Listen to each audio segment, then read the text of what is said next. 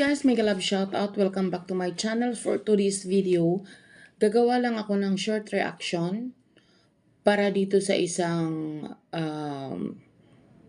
comment, na ipinasa sa akin, 'di ba? Bigyan ko daw ng kasagutan yung mga ganito. So bigyan natin yan, guys. Kasi yun naman yung ating gagawin. Hindi natin sila itatapik dito para lalong umano yung bashing. Pero, inaano natin siya, tinatapik para mabawasan sana yung mga katulad nila. So, and FYI lang ha, pwede naman ako mag-load kahit walang internet. Diba? Pero sabi ko nga, syempre practical.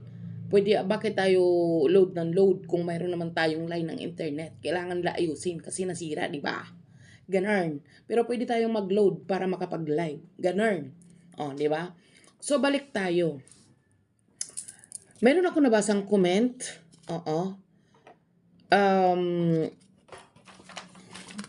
Nabasa natin na sabing ganun ay, sabi ni Felilia Dinlasan, I don't know ma'am, how old are you? Pero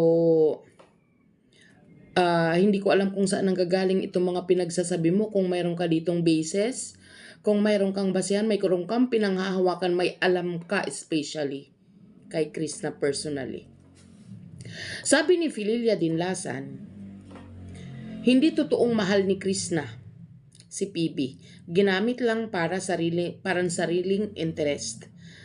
Kasi short na siya sa pagpapagawa ng kanyang bahay. Si Tattoo Girl, sabi niya. Unang-una, nakakausap mo ba si Krishna?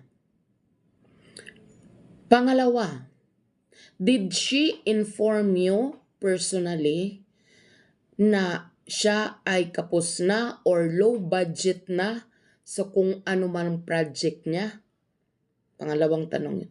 Pangatlo, may basis ka ba or personal mo bang narinig sa mga bibig nila, both Krishna and Sir Paul, na mahal nila ang isa't isa? So, sabihin na natin yan for the sake of argument, itong pangatlong tanong ko sa pagmamahal. Mahal nila ang isa't isa or hindi man, saan ka banda parte doon nakalagay? Or saan ka may pakialam? Di ba none of the above? Kasi bakit? Personal nilang buhay yan. Di ba? Walang may kung sino ang may pakialam, kundi silang dalawa lang. Di ba? So, ikaw, purely lang, napakapag-comment ka lang na hindi mo iniisip yung mga comment mo.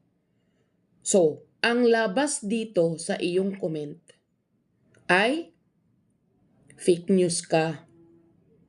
Gawa-gawa mong kwento. Diba? Mga hearsay. Sa totoo lang, kung ididig deeper itong mga comment mo, mayroon din tong kaso kasi pagbibintang yan. Diba? Pasok din yan sa libel. Alin ang basihan, alin ang ebidensya itong comment mo. Andito ang pangalan mo. Nagwawagayway. Diba? Diba? Kayo lang kasi, alam nyo yon, wala man kayo talagang pinanghahawakan. Not even to speak with Krishna, wala kayong ganyan. So, hindi ko alam kung bakit kayo nakakapag-compose ng mga ganitong salita para i-comment. Hindi nyo iniisip kung ano ang mga ibig sabihin ng mga kinukomment nyo. Diba? Tawagin mo siyang tattoo girl. Anong problema kung may tattoo siya? Diba? Bawal ba yun? It's an art. Tattoo is an art. Diba? So ba't mo problema yung mga ganyan? Ha? Fililia Dinlasan, masyado kang naninigurado dito sa comment mo. Okay sana kung nakausap mo si Krishna personally. Sinabihan ka na, ay hindi ko talaga mahal yun. Ayoko talaga dun. Diba? Pero wala kang narinig. Hindi ka sinabihan or hindi mo nakausap. Meaning to say, itong mga pinagsasabi mo, mga hearsay. Diba? Ba't di ka na lang tumigil sa pag-comment? Kung hindi mo naman siya gusto at hindi ka sigurado, aba itiko mo yung bibig mo, itigil mo yung kamay mo sa pag-comment.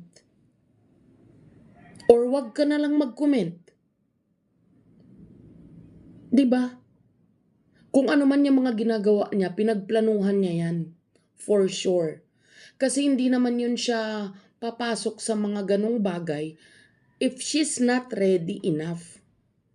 Kung mayroon man mag-share, may magbibigay, mayroong mag-gift, diba? Para makadagdag sa kanyang plano na mga pinapagawa. Mula sa puso yun. Diba? Hindi naman bawal yun. Itong bawal itong pinagsasabi mo dahil wala kang mga katibayan. Sa totoo lang, may kaso to. Ano ba yan? Kaya lang kayo malayang nakakapagsabi dyan kasi iniisip nyo walang kakayahan si Krishna. Yun. Ganun nyo pinag-iisipan si Krishna. Kasi hindi kayo mag-comment dito eh. Kung ka-level ni Krishna sila, Sir Paul, yung iba pa dyan. Diba? Pansariling interest. Pilit niyang kumilos, magsumikap. Diba? Kung papaanong paraan siya kikita. Kaya tigil-tigilan niyo yung mga ganyan. Diba? Kaya hindi natatahimik ang bashing dahil sa mga katulad nyo. Basta lang kayong kumuda, wala namang kayong mga ebidensyang pinanghahawakan. Diba? Tigil mo yan. Fililia Dinlasan, diba pwedeng spread mo na lang ang love, peace? Kung hindi mo mahal si Krishna, kung hindi mo gusto, doon ka sa gusto mo na hinahangaan mo. Diba? Kaysa nakakasakit ka sa kapwa mo. Di ko pa naman alam kung ilang taon ka na. Sa totoo lang. Diba? Wala namang sapilitan dito kung saan mo gusto. Kasi hindi matatahimik yung mga ganito kung mayroong mga katulad nyo na ganito ang pag-iisip.